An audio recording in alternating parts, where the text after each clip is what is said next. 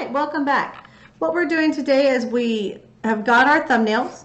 We've picked which one we're going to do, and I'm going to do the simpler shapes because I feel like that's more beneficial for you guys to see what's happening.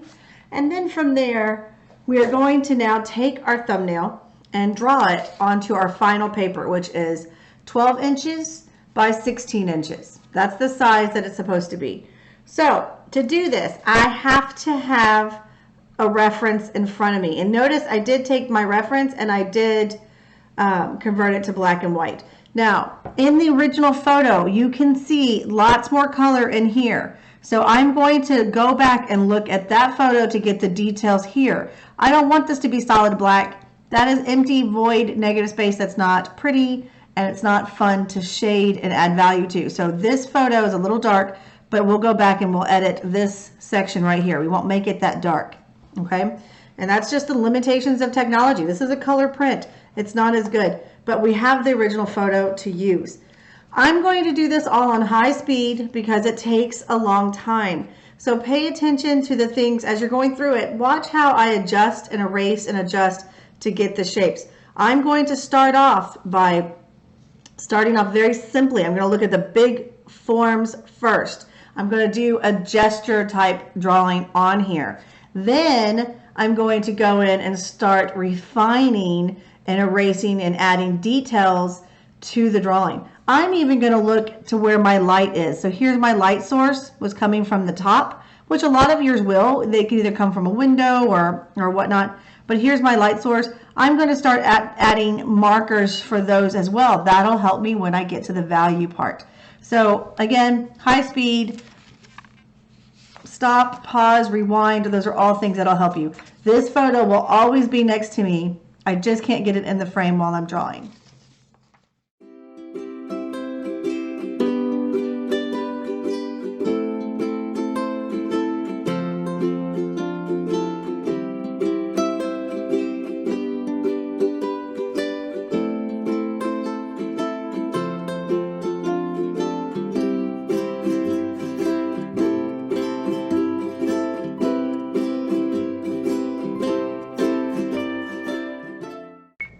Okay, I want to pause and take a minute to talk about references. So I have these two references right here. And what I want to point out is that in the beginning, I referenced that you can't see anything in this black area, right? There's nothing you can see in there. So I've lightened the photo, and you could do this on your phone. You could do this any way you want to, but I lightened it. So notice that there's a line right here that shows the curve, a nice contour line that's going to help denote that this is a cylinder in the drawing, but also all this beautiful texture that'll make it a more sophisticated drawing. And of course you can see more values in the reflective surface of that metallic creamer. So it's important to have multiple references. The lemons and the apples are too light, and those are too light. So that's why I have two references that I'll be using when we get to the value and to help me draw. So really pay attention to your references. Don't just assume information's not there, because it probably is, and get that information on the paper. All right, back to high speed.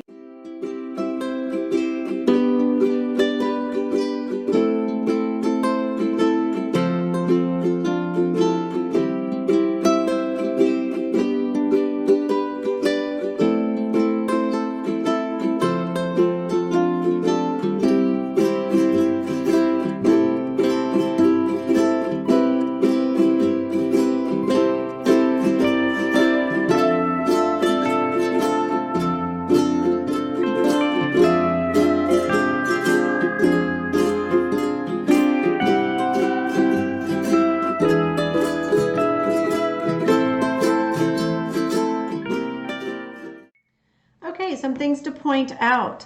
Notice that I did try my best to add some of the highlights that you see right here. I've tried to add a start of those because that's what we want when we do the adding the value. We want that in there.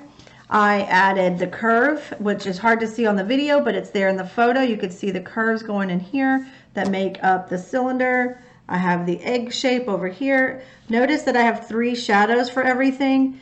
That's because it was 3 spotlights that were coming down on the photo. It is okay being a beginner to simplify those shadows. I think that's an okay thing to do, but I went ahead and added them to show you the different tones that you can get from the photo. Now remember, I did use this picture for my apple, lemon, and egg, and notice I can see the veins in the apple better. So I have these nice veins, and that helps with the contour of the apple. Adding those in there really help with that contour. Even the shadow that I've added here curves with the contour of the object, that round shape that helps you shade in that direction. You will help this look three-dimensional and add to your realism in your value. I've also noted in the egg and the lemon and the egg where the shadow is falling along this edge. It's not a perfect line. There's a kind of a curve to it. So I try to get that in there. Same thing with the egg. Those are the details that you want to add in your finished drawing. So I've tried to erase and clean up my lines. If I had extra lines, I got rid of them. Try to clean up as I go. And now I have a nice finished photo drawing.